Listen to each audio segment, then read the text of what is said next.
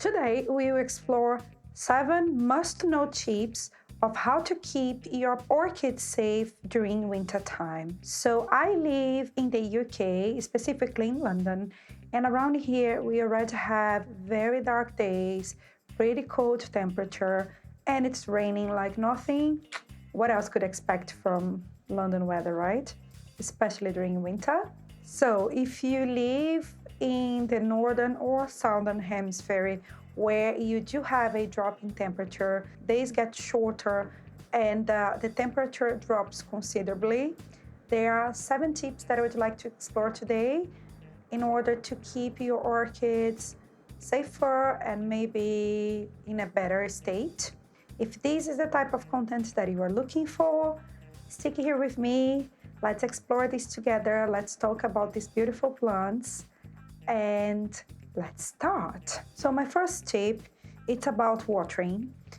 We should definitely water less our plants. I'm not saying that you shouldn't water your orchids. It depends on your temperature, depends where you are around the globe. But for example, here in London, when winter, now we are still in autumn, but when we are approaching winter, the temperature even inside my house becomes much cooler than it was before. So I noticed that some of my plants, I usually water my orchids once a week. Because of my busy schedule, that's when I have time to actually check on all of them. So I always check the pot. Like this one is an Encyclia prosticea, and prosticeas, they are quite drought tolerant. So what I noticed with this prosticea, for example, I don't need to water it every week. So when I touch the median and the median is still wet, or I can see that the roots, they are all wet, I don't water it. I probably skip. Or if you have time, if you don't have so many plants, you can definitely keep an eye on it and see if you maybe in 10 days or 2 weeks. So you probably will be watering less your plants, and that's normal. Avoid over watering during winter time because they will be wet and soggy all the time, which will cause root rot. So you can basically lose the roots of your orchids. So definitely changing your watering schedule is my #1 tip. Number 2, keep your plants away from radiators. If you live in a cold place and you need to warm up your house, so here we have radiators, so we have the heating system that's usually on during certain hours of the day. Now with the cost of living crisis, and I know that most of the places in the world are going through a rough path at the moment, so I know that people are trying to use less gas and or less energy, but we need to be careful with the temperature. And if you put your heating system, your radiator on, don't place your plants on top of it or very close to it, because you're going to definitely damage your plant.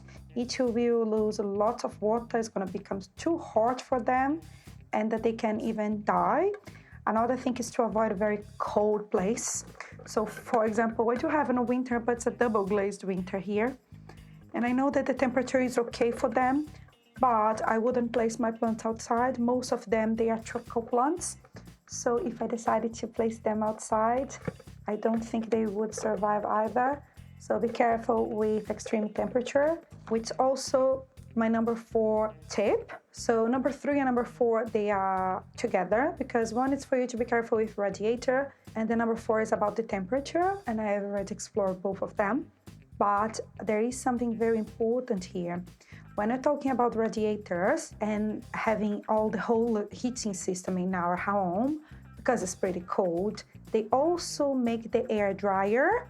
And when we have a drier air, some of the tropical plants may feel it. Some orchids as well, not so much or as much, but some of them, they can start having curled leaves. And these curled leaves may be because the humidity is too low for them. There are people that have humidifiers and all sorts of hacks. I don't use any of them, but I do keep an eye on them. They are not very close to my radiator. I have a radiator here behind me. This one is off, so the one that's on is far from my plants, because I think it helps to keep them healthy. But if you notice that the leaves are becoming cold, be careful, because it can be humidity, But I believe orchids are very tough plants, especially the ones that we have in our homes. So it shouldn't be a problem if you water them time to time. Don't let them dry so much. I know that I just said that you should not watering too much, but also I'm not telling you to not water your plants. Please do water them when they need it, especially because in winter we do have a drier air, but they do dry out slower. So you should keep watering it, not letting very soak, but don't keep them very close to radiator or any source of heat because that's not really good for them. And also don't stress them with cold weather as well. So it's basically about keeping a balance between all of it. My tip number 5, it's about something that stress everybody that has houseplants. It's about pests.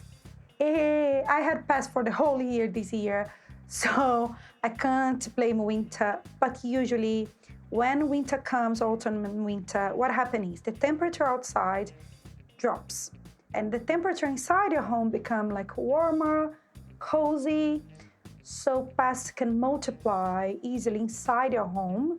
And then if you have a plant that has already some pests or a new plant, something that you just bought, I would advise you to check in between the leaves of your orchids, check around the flowers and the flower spikes, because you may find some mealybugs, thrips, what else? Spider mites. So it's really good for you to keep an eye on pests and also fungus gnats.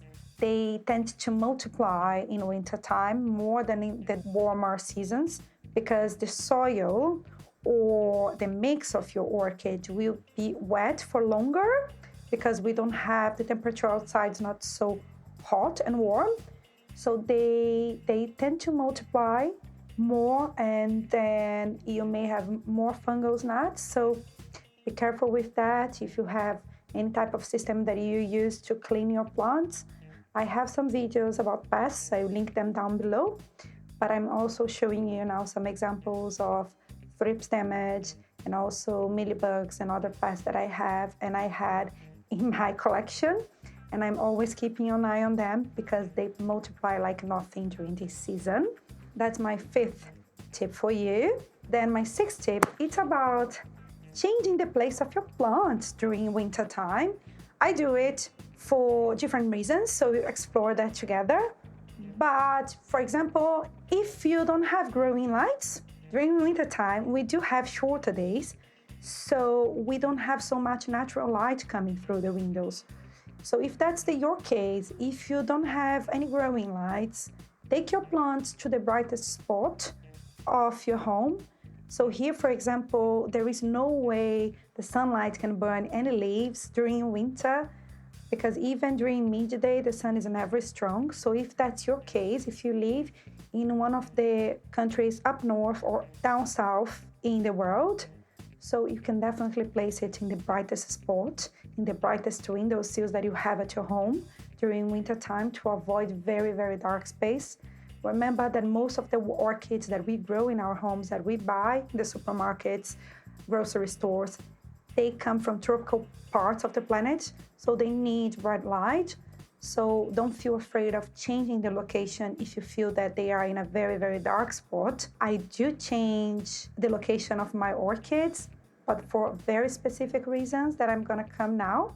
That's my 7th tip for you. It's about seasonal plants. So we do find lots of orchids in supermarkets. The ones that are the most popular ones, they are seasonal orchids, which means that they bloom in very specific seasons. Some of them, they need a drop in temperature to be able to spike, to produce buds and bloom and rebloom. One of the cases is the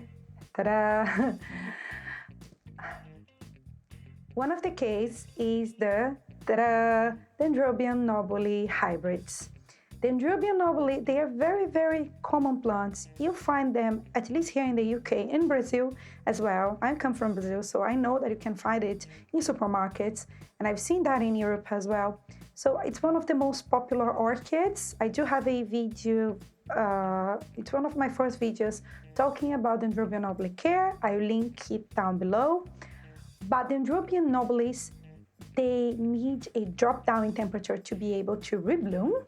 That's why the first thing that I've done since I think maybe 3 weeks ago, I changed the location of my plants.